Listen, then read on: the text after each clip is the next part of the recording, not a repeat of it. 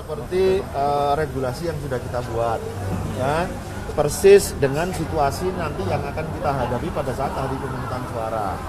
Cuma ada beberapa hal saja yang nanti berdasarkan hasil simulasi ini kita akan rumuskan petunjuk pastinya ke dalam juknis. Misalnya bagaimana mengatur antrian. Nah, itu kan sebetulnya nggak kita sebut di dalam regulasi kalau cuma sekedar mengatur antrian. Itu dalam juknis. Kemudian memberikan sarung tangan. Itu kan sudah ada di regulasinya. Cuma memberikannya itu ada di pintu depan atau di meja dalam, misalnya gitu. Jadi sebetulnya untuk memastikan teknisnya aja. Secara teknis nanti lebih tepat kita terangkan seperti apa, ya. Terus menempatkan kotak sampah. Kotak sampahnya sudah kita atur dalam regulasi, gitu. Tapi apakah di dalam, apakah ada di pintu keluar, nah gitu-gitu lah. Jadi bukan mau merubah pola, bukan, tetapi secara teknis kita mau memastikan ini ada di sini, dan itu sudah paling tepat. Gitu. Bagaimana dengan pemilih yang sudah dipastikan merupakan kasus positif corona, Pak? Itu mereka memilih? Kalau positif nggak akan ada pemilih yang ke sini. Karena orang yang positif pasti pilihannya dua. Dia diisolasi mandiri atau dia sedang dirawat di rumah sakit rujukan. Jadi kita melayani ke sana. Nggak mungkin ada orang positif datang ke TPS. Sama seperti hari ini ya, salah satu tenaga ahli kita positif. Dia nggak boleh datang ke sini, dia harus isolasi. Berarti daftarnya khusus nggak Pak kalau seperti itu Pak? Kalau daftarnya? daftar untuk prinsip semua daftar dimasukkan dalam TPS, nggak ada daftar khusus. Nah, tetapi nanti di antara seluruh daftar pemilih itu kan ada kategori yang dilayani di rumah sakit, gitu. Kalau dia sedang positif.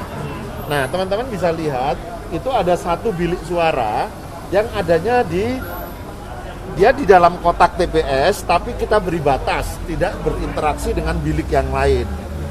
Nah, jadi kalau ada pemilih datang, suhunya di atas batas yang sudah kita tentukan, dia nggak boleh masuk ke dalam TPS. Dia langsung melipir ke samping TPS itu, dia menggunakan hak pilihnya di situ, jadi nggak pakai ngantri. Begitu ketahuan suhunya, Anda langsung nyoblos di sana. Nah, itu kita layani. Dan dia setelah selesai, nanti silakan memilih petugas atau orang yang dipercaya untuk memasukkan ke dalam kotak suara. Jadi dia tidak berinteraksi dengan pemilih yang di dalam TPS. Jadi petugas menggunakan APD nggak tuh Pak? Atau nggak usah? Semua pakai APD. Jadi yang harus dipahami soal APD ya, alat pelindung diri itu ada masker, ada face shield, ada sarung tangan, ada baju hazmat. Itu kita siapkan. Ada, tapi baju hazmat itu digunakan untuk melayani yang positif tadi. Yang positif. Nah, jadi kalau untuk melayani yang positif, petugas harus pakai baju hazmat. Kalau melayani yang tadi gejala itu kan demam-demam gitu, pakai itu juga? Enggak, cukup pakai pelindung ini. Karena kan belum tentu positif, kan? Tapi jadi positif dan tidak positif itu kan pasti ada dokumennya. Nah, untuk yang positif kita melayaninya pakai baju hazmat. Itu berarti petugas langsung dari KPU? Iya, dari TPS. Nanti dia datang ke rumah sakit, kan tempat dia dirawat di rumah sakit.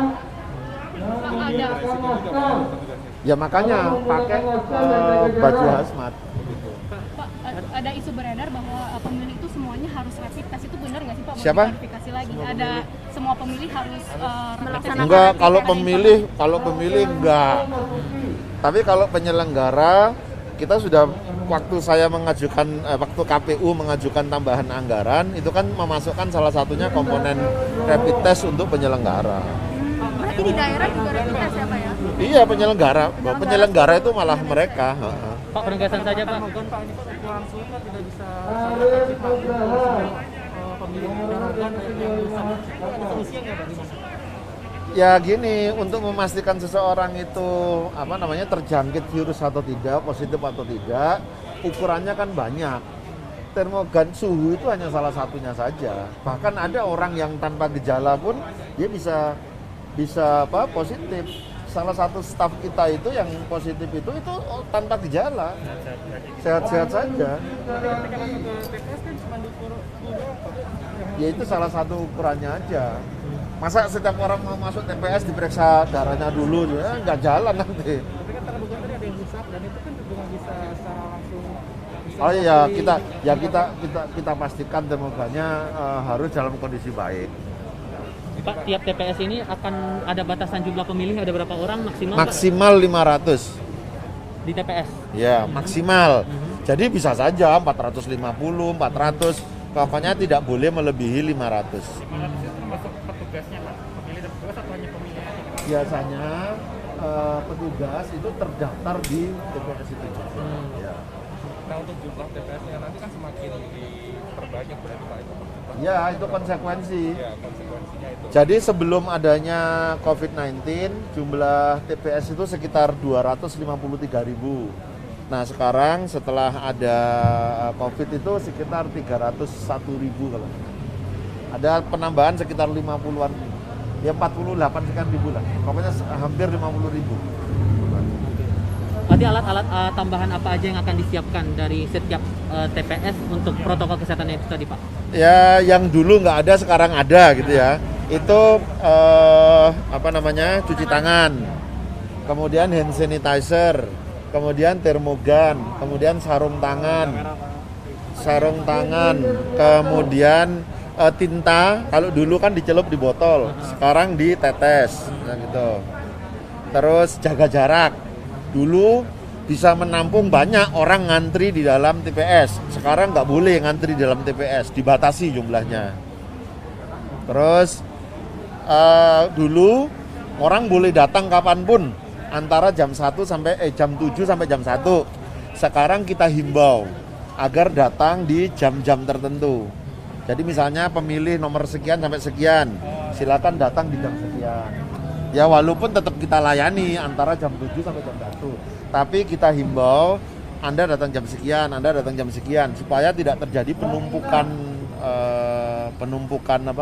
pemilih. Kedepannya bakal ada simulasi gini lagi nggak sih Pak? Karena kan ini belum penyembuhan. Ada nanti. Jadi hasil simulasi kita ini nanti kita evaluasi. Orang datang setiap orang butuh berapa menit. Ini nanti kita evaluasi semua. Kemudian posisi-posisi, cara ngantri, cara menunggu, menggunakan sarung tangan butuh berapa lama dan seterusnya. Kalau ada yang perlu dilengkapi, diperbaiki di dalam juknis kita perbaiki. Nah itu nanti akan kita implementasikan lagi ke teman-teman di daerah. Teman-teman di daerah selanjutnya akan melakukan simulasi. Yang sama seperti ini. Yang sama. Jadi tujuan simulasi ini sebetulnya dua ya. Pertama tentu praktek berpemilunya. Yang kedua sekaligus sosialisasi sebetulnya kepada masyarakat. Nah mengapa hari ini di simulasi itu dipilih hari Rebo? Ya karena pemilunya nanti hari Rabu. Jadi kami selalu mengingatkan teman-teman penyelenggara kalau mau melakukan kegiatan kepemiluan itu sebisa mungkin hari Rabu. Sambil mengingatkan masyarakat bahwa Rabu lah hari pemungutan suara. Terdekat simulasi lanjutan Pak? Simulasi hari ini. Maksudnya pertengahan ini. Ya belum, nanti tunggu ini selesai dulu. Dari awal sampai akhir ini. Dari awal pertengahan ini. Dari awal sampai akhir saya belum bisa nyimpulkan ya, tapi saya tadi sudah mengingatkan agar misalnya kalau ada TPS, ada bilik kosong misalnya, jangan terlalu lama biliknya kosong, padahal ada orang yang sudah masuk dalam antrian gitu. Jadi melayani harus cepat, karena apa yang mereka lakukan sekarang itu kita akan hitung itu perlu nanti diterapkan di juknis kita seperti apa. Pak, targetnya untuk para penyelenggara itu kapan di trainingnya Pak untuk pilkada ini? Kan banyak banget tuh Pak soalnya. Banyak. Bukan training atau BIMTEK gitu ya. Itu kita lakukan setiap tahapan. Misalnya sekarang kita sudah melakukan BIMTEK untuk pemutakhiran data pemilih. Tapi besok ya nanti ada BIMTEK lagi tentang logistik. Ada BIMTEK lagi tentang pemungutan suara dan seterusnya gitu. Pak, kalau yang di dalam TPS ada dibatasi nggak sih jumlahnya di dalam TPS? Dibatasi. Berapa Pak? Saya agak lupa ya. Kursi itu mungkin disediakan 10 lah. Biasanya 25. Lihat saat ini kan banyak yang ngantri gini Pak. Jadi luar Hah? ini. Kan ada mereka Ngantri. absen juga Pak. Hah? Nggak ada solusi yang bisa dikasih bangku kah atau apa? Enggak. Jadi mirip yang luar aja. Iya memang begitu. Setiap pemilu kan begitu. Orang ngantri dimasukkan dalam TPS duduk. Tapi kalau tempat duduknya penuh, ya ngantrinya di luar memang. Oh itu setiap pemilu begitu. Yang duduknya berapa meter? Standar 1 meter. Itu ya. Pak, Gini. Pertama, kan kemarin sudah saya jelaskan. Pegawai kita yang positif itu sebenarnya pegawai baru. Dia baru kerja tanggal 1 Juli. Jadi sampai dengan tanggal 16, kalau dipotong hari Sabtu Minggu, kemudian ada masa WFH, mungkin dia bekerja di kantor tidak lebih dari 14 hari lah. Saya nggak hafal daftar hadirnya ya. Kemudian sejak tanggal 16 dia sudah nggak ngantor sebetulnya. Karena tanggal 16 itu kami menerima laporan istrinya positif. Maka sejak saat itu dia sudah izin tidak ngantor. Kemudian tanggal 17 dia tes swab. Nah, kemudian hari Senin kemarin muncul hasilnya, dia melaporkan, "Pak, hasilnya positif." Ya udah kalau gitu kamu isolasi. Begitu dia diisolasi, seluruh pegawai kecuali yang memang harus bertugas, itu yang tidak bertugas kita suruh pulang. Lalu kita lakukan sterilisasi. Mulai dari ruangan dia, seluruh areal di kantor KPU kita sterilisasi. Kemarin beberapa teman media ada juga di sini kan ngikutin proses sterilisasi itu. Nah, hari ini sebetulnya mulai kemarin teman-teman itu work from home. Nah, hari ini hanya mereka yang diberi tugas untuk menjadi pemilih saja. Nah, nanti mereka setelah milih mereka pulang juga. Jadi sebetulnya hari ini itu bukan ngantor mereka. Datang menggunakan hak pilih, pulang. Karena ini juga sudah kita rancang lama, kita perlu juga segera untuk memastikan, dan sebelum diputuskan simulasi ini dilanjutkan atau enggak, saya mau memastikan dulu bahwa kondisinya aman dari sisi kesehatan. Saya koordinasi dengan gugus tugas, Kementerian Kesehatan, semua saya koordinasi. Mereka mengatakan oke Pak, sterilisasi sudah. Berarti orang yang masuk ke sini kan sebetulnya situasi kantor itu aman. Jadi kami melakukan 2 hal. 1, sterilisasi lingkungan. Itu artinya kantor aman. Yang kedua, tracing pada orang per orang.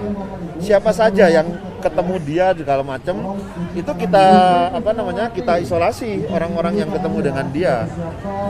Jadi melakukan tracing terhadap orang kita lakukan, melakukan sterilisasi ruangan kita lakukan, insya Allah aman. Hari ini kita juga sudah menjadwalkan melakukan swab test. Nanti akan dilakukan kepada seluruh orang yang bekerja di KPU. Tapi akan dilakukan bergiliran. Ya, hari ini target kita sekitar 250 hari ini. hari ini. Sempat bertemu dengan yang positif udah dirapid Pak atau gimana? Yang di tracing dari Udah, yang satu ruangan. Kan itu negatif. Negatif semua. Jadi sebetulnya dengan orang yang terdekat di ruangan dia pun itu sudah kita lakukan dan negatif. Berarti sebetulnya kantor tetap beroperasi normal, cuman Enggak, bagian di semua WFH. gimana? Semua WFH. Prinsipnya semua WFH sampai 3 hari ke depan. Sambil nanti kita evaluasi ya, apakah perlu diperpanjang atau tidak. Jadi sampai dengan tanggal 24. Prinsipnya semua WFH kecuali yang memang diperintahkan untuk bertugas. Karena kan nggak mungkin nggak ada satpamnya, kan nggak mungkin nggak ada yang jaga listriknya, kayak gitu-gitu loh. Jadi sangat minimalis. Termasuk pertimbangan 500 orang yang akan simulasi hari ini itu rekomendasi dari Bukan, kalau 500 itu kan ada di regulasi kita. Pemilih itu kan awalnya 800, di undang-undang maksimal 800.